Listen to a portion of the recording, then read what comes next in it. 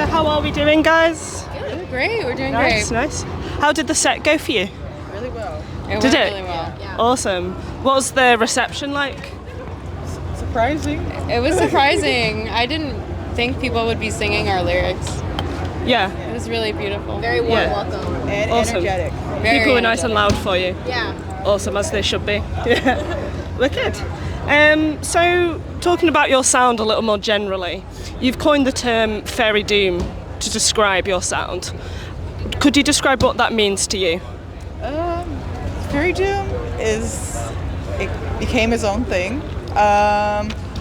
So far, it seems like it's a mix of ethereal noises that are akin to dream pop, shoegaze, and then the heaviness of doom and sludge. So like Awesome. a juxtaposition position of the heavy and the soft. Awesome. Yeah. And would you guys say the same? Or? Yeah. Awesome, awesome. For me, I love your guys' music for a start. I've been trying to get my mates into you, and I've described it as I hate God, meet a perfect circle, meet Ethel Cain. Would you say that's accurate? That's awesome. Awesome. Yeah. I'm glad you think so. Thank you. Thank you. It's okay. So your debut album, Remnants of the Vessel.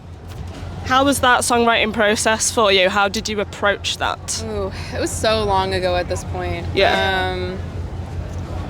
I don't know. We just Well, I think we got to take our time because Yeah. a lot Yeah. of it was during the during pandemic. COVID, like height of the pandemic. The songs just kind of flowed together pretty easily. Awesome. I think we worked together really well. I mean, I know we worked together really well. Some of them were just built on like jamming Yeah, with each jam. other. Yeah.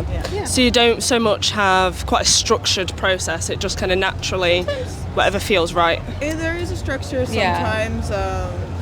Sometimes it will start, like in general, not even just like the album. Like one of us will come up with like the bones of a song, like chords, the riff, some of our lyrics, and then we'll bring it to the band and we'll all work on it together and see where it goes. Yeah, yeah.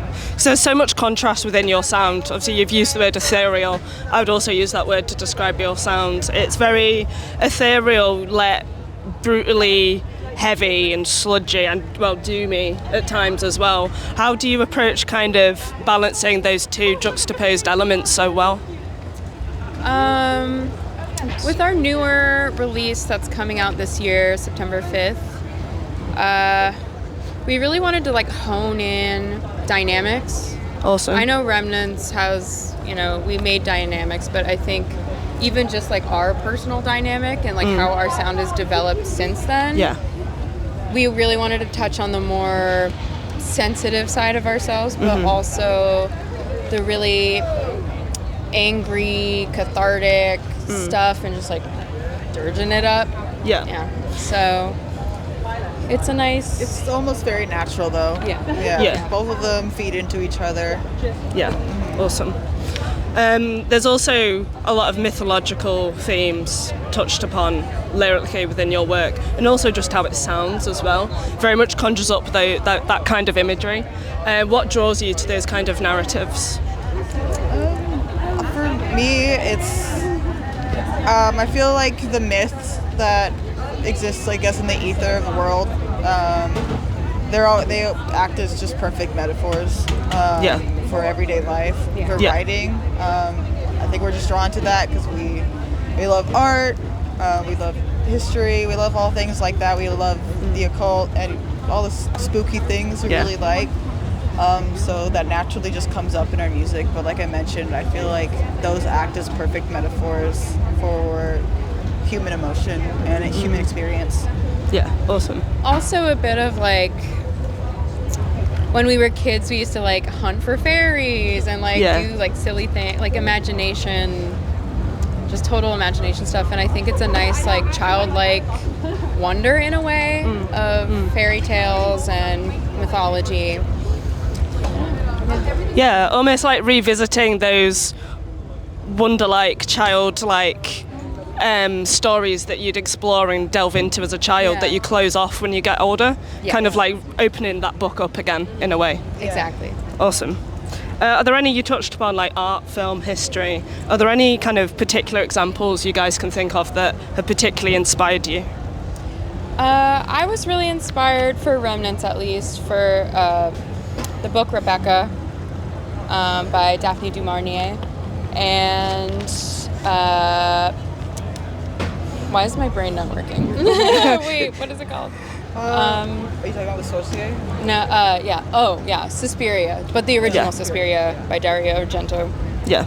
And La Sorcier, Belladonna of Sadness was inspired. Like, they all tied together. Like, I feel like most of the songs on that album definitely tied together to at least one thing. And obviously Saturn Devouring the Sun is about the painting by Francisco Goya. So we're just, I think we like taking references and then really turning them into something personal that we can like tie ourselves to and our personal experiences to. Yeah, awesome.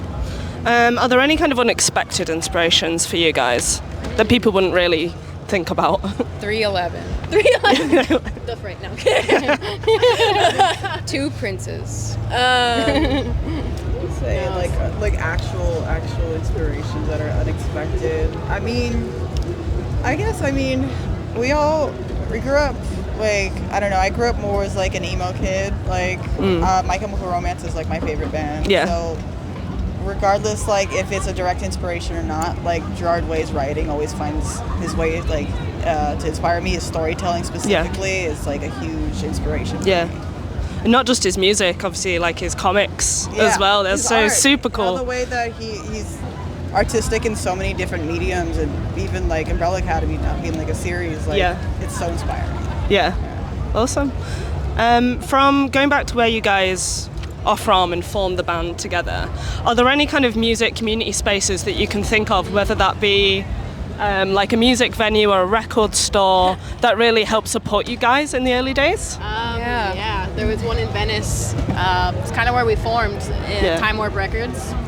It's defunct now, though. It's It's not around anymore. Time Warp Records, in Venice was basically like where all of our friends would play. It was a tiny little record shop, and the same 5 bands would play there all the time. Or say 5 bands that were made up of other bands. And The Smell. And The Smell, which is where we played our first show, and that was kind of like after Time Warp in downtown, which is known as like LA is like the DIY venue.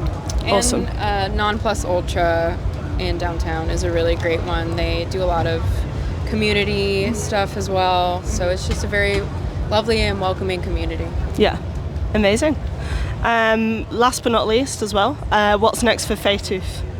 What have you got in the works? Our new album, Labyrinthine, is coming out September 5th. We'll be on tour with Slow Crush in the US. That's huge. And Canada.